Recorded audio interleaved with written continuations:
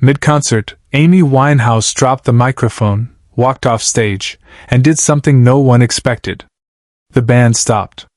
The crowd went silent. Thousands of people frozen in confusion. What just happened? Where was she going? This was London, 2008. The Roundhouse venue. Amy was at the peak of her career, but also at her most fragile.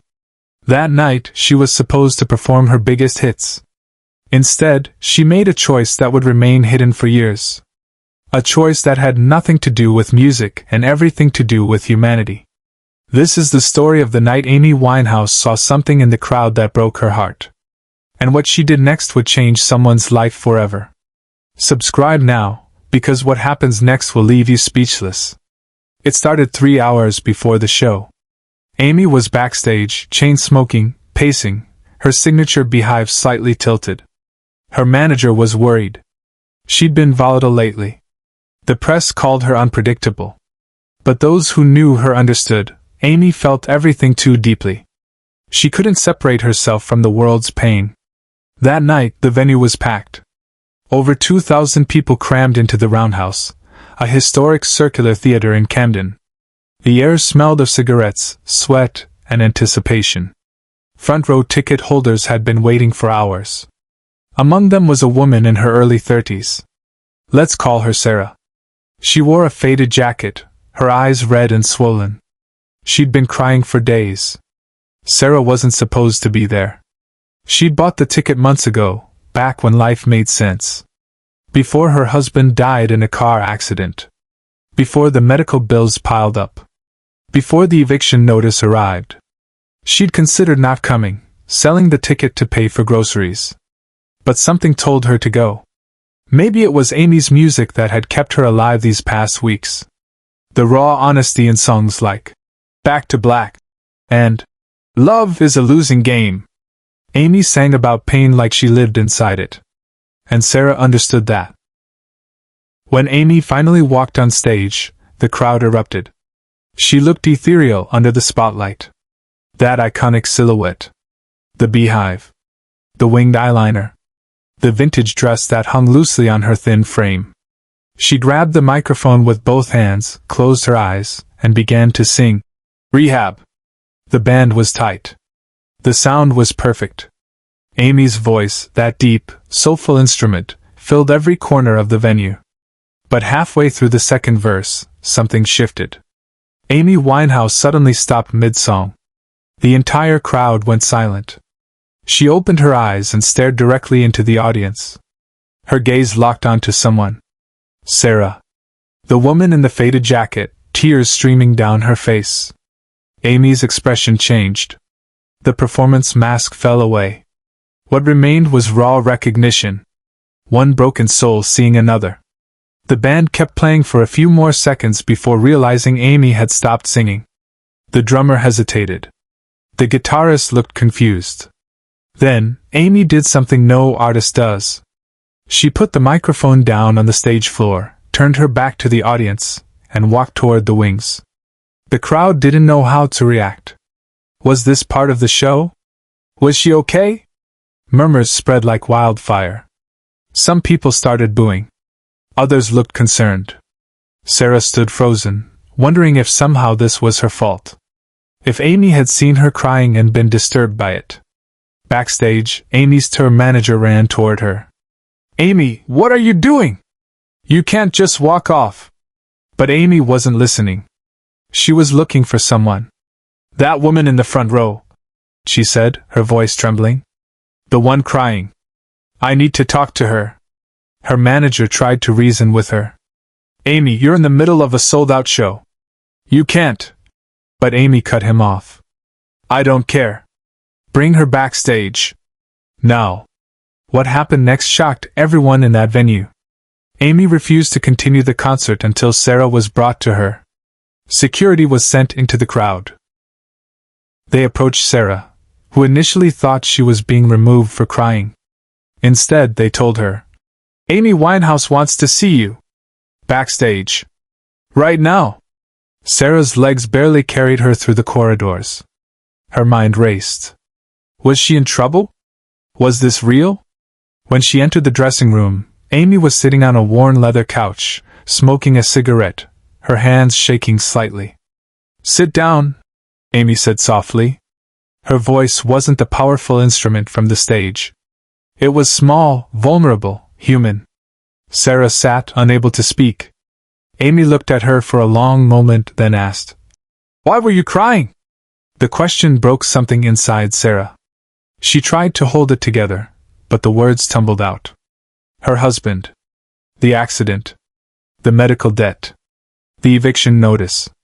The impossibility of it all. How she'd come to the concert as a last attempt to feel something other than despair.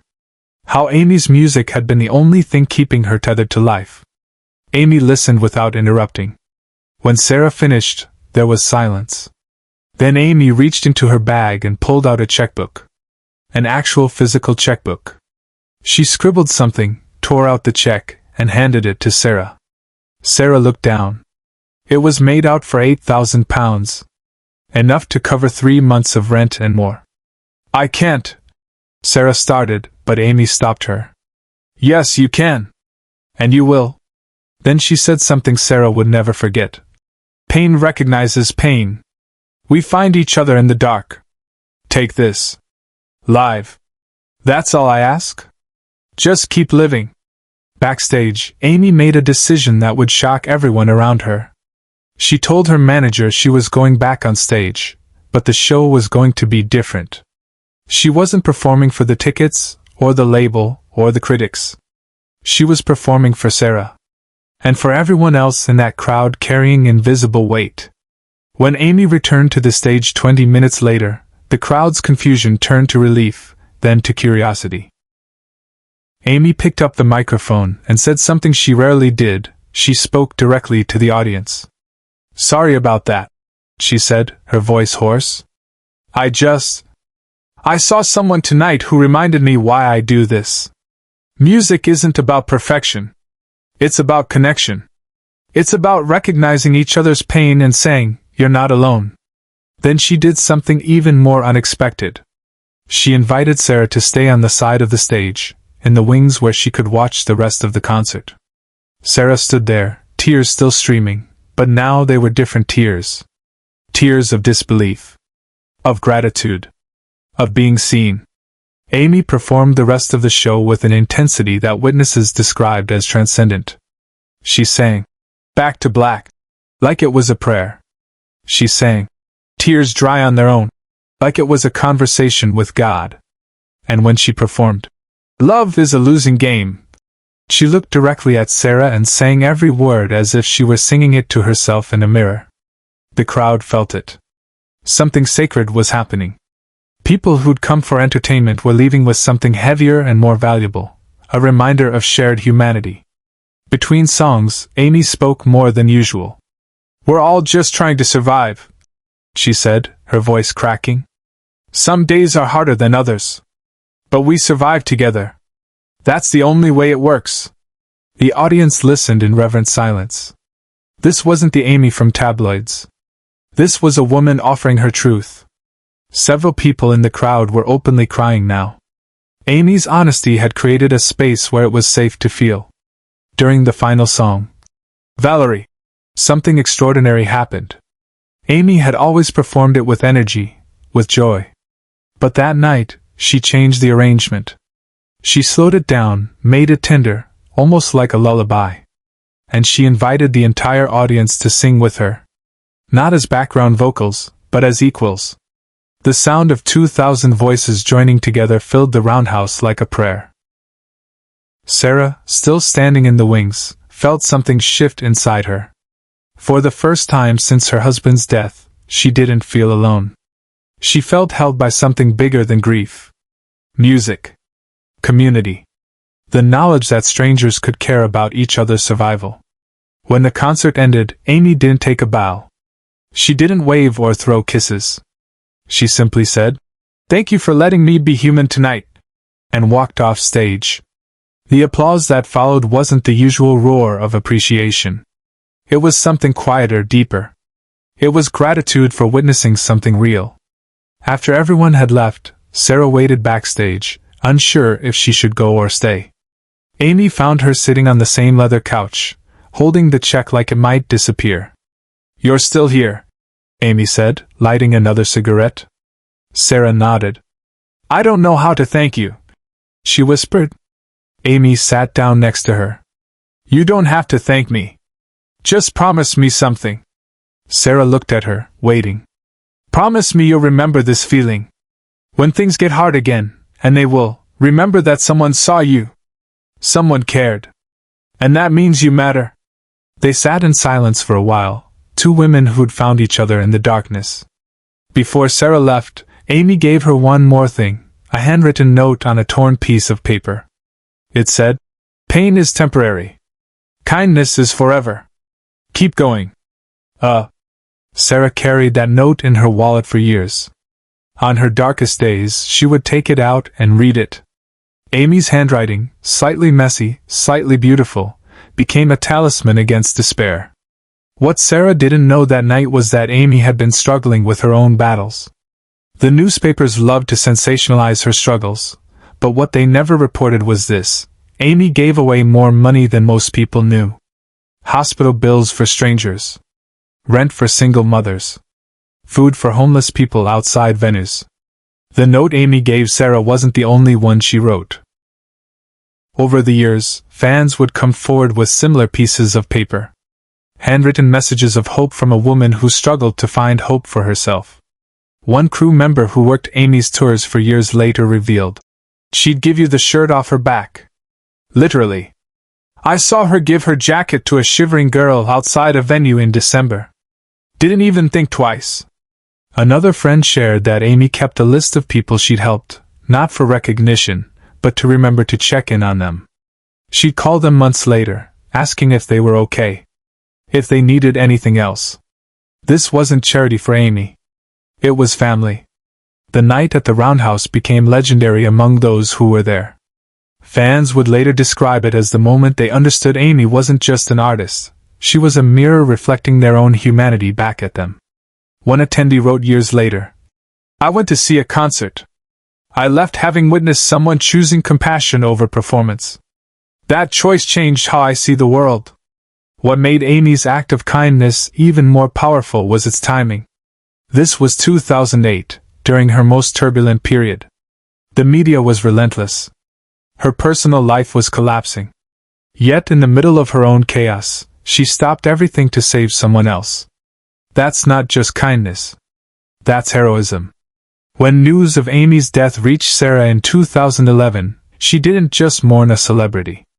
She mourned the woman who'd looked her in the eyes and said, "You matter." At the public memorial, Sarah brought the framed check and the handwritten note. She placed them at the shrine of flowers and candles outside Amy's Camden home. Attached was her own note. "You saved me when I couldn't save myself. I lived because you asked me to. Thank you will never be enough."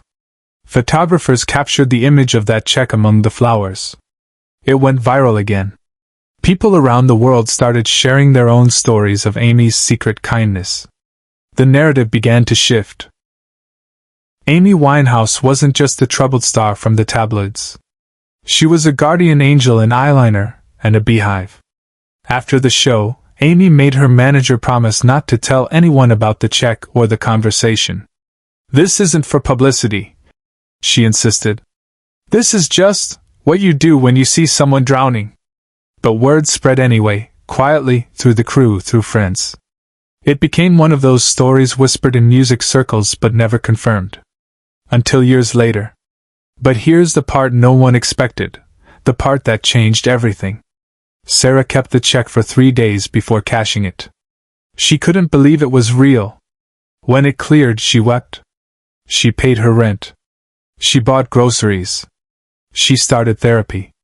And slowly, painfully, she began to rebuild her life. She wrote letters to Amy, dozens of them, but never sent them. She didn't want to bother someone who'd already given so much. Then, in July 2011, Amy Winehouse died. Sarah heard the news and collapsed. The woman who'd saved her life was gone. At the funeral, Sarah stood in the back of the crowd, clutching one of the unsent letters. She finally understood that Amy hadn't just given her money. She'd given her a reason to believe that kindness still existed in a brutal world. Years later, in 2019, Sarah finally went public with the story. She shared it on a memorial website dedicated to Amy's legacy. She posted a photo of the check, never cashed, framed instead, and wrote, "Amy Winehouse saved my life, not with her music, but with her humanity. She saw me when I was invisible. She cared when no one else did. I wish I could have told her that she mattered more than she ever knew." The post went viral. Thousands of people shared similar stories, not of Amy giving them money, but of Amy giving them time, attention, kindness. A young woman whose hospital bills Amy paid. A homeless man she bought dinner for outside a venue. A suicidal teenager she talked to for 2 hours after a show. Amy Winehouse wasn't just a voice. She was a force of empathy in a world that often forgets to care. Share this story with someone who needs to remember that kindness still exists. Subscribe for more stories that remind us what it means to be human. The legacy of that night in 2008 lives on. Not in the songs Amy performed, though they were legendary, but in the life she saved. In the proof that one person's compassion can change the trajectory of another's existence. Sarah is alive today because Amy stopped the show. Because Amy chose humanity over performance. Because Amy understood that sometimes, the most important thing you can do is simply see someone and say, "I know you're hurting. And I'm here." Amy Winehouse died at 27, but the echoes of her kindness are still rippling through the world. And somewhere in London, a framed check hangs on a wall, a reminder that the smallest acts of love can be the most revolutionary. This is what Amy taught us: pain recognizes pain. We find each other in the dark. And when we do, we hold on.